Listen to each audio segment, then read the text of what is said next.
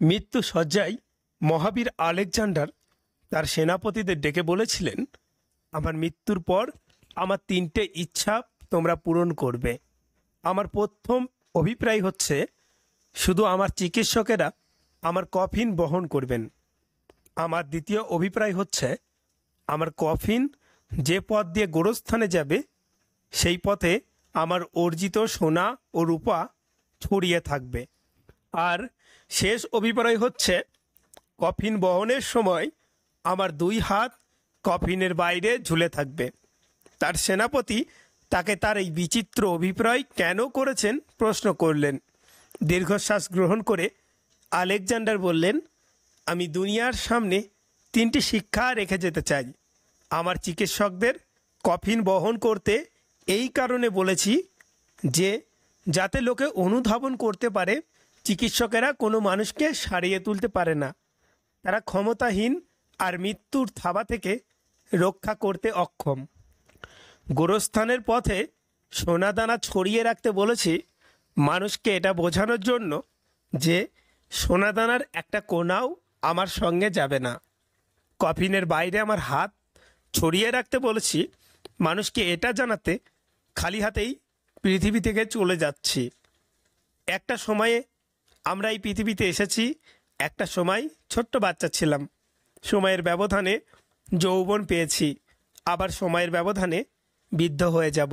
একটা সময় যখন আমরা ছোট ছিলাম তখন আমরা অন্যের উপর নির্ভরশীল ছিলাম, কিন্তু তখন আদরটা ছিল অনেক বেশি। আবার একটা সময়ে বৃদ্ধ হয়ে যাব, আবার অন্যের উপর নির্ভরশীল হয়ে যাব, কিন্তু সেই ছোটোবেলার আদরটা তখন আর থাকবে না। এটাই নিয়তির বিধান আর সময়ের খেলা।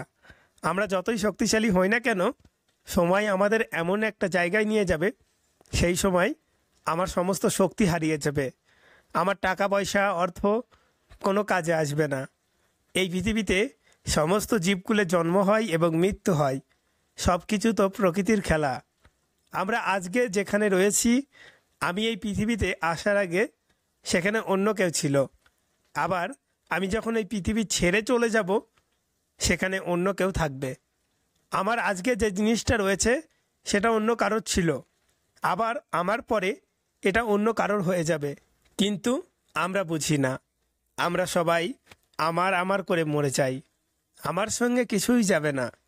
একবার ভেবে দেখুন তো, আজ থেকে 100 বছর পর আপনি থাকবেন না, আপনার বন্ধু বান্ধব আত্মীয় স্বজন সবাই আপনার সঙ্গে কবরে কিংবা চিতায় চলে যাবে। আপনার বাড়িটা তখন আপনার পরবর্তী প্রজন্মের বসবাস। আপনাকে কেউ মনে রেখেছে, কেউ ভুলে গেছে, কেউ আপনাকে নিয়ে ভাবেই না। এই পৃথিবীতে সময় সব থেকে শক্তিশালী, তাই অতিরিক্ত অহংকার করব না। খালি হাতে এসেছি এবং খালি হাতে চলে যাব, এই চিন্তাটা করলে কখনো আমাদের মধ্যে অহংকারই আসবে না। এই পৃথিবীতে যা কিছু আছে কিছুই আমাদের নয়। আমরা রূপের অহংকার করি, টাকার অহংকার করি, ক্ষমতার অহংকার করি। যখন বয়স 90 বছর হবে, চামড়া কুঁচকে যাবে, চোখের নিচেই কালি পড়ে যাবে, টাকা পয়সা কোনো কাজে আসবে না, বড় বড় বাড়ি তখন আর দরকার নেই, ছোট্ট একটা ঘরের কোণে একাই দিন কেটে যায়। ক্ষমতা সব হারিয়ে গেছে। রক্তের গরমে মানুষকে অনেক উল্টো সিধা বলেছি, রক্ত শীতল হয়ে গেছে। ছেলেবেলায় যখন ভুল করতাম, মায়ের কোলে বাথরুম করে দিতাম, মা সময় খুশি হতো, সময় একটু রেগে বকা দিত, কিন্তু একটু কান্না করতাম, ভুলে যেতাম, বুঝতাম না। কিন্তু যখন বৃদ্ধ হব, কিছু ভুল করলে ছেলেমেয়েরা উল্টো সিধা বলবে, সব শুনতে পারবো, বুঝতে পারবো, কিন্তু কিছুই করার থাকবে না। সময়ের ব্যবধানে আবার অসহায় হয়ে পড়ব।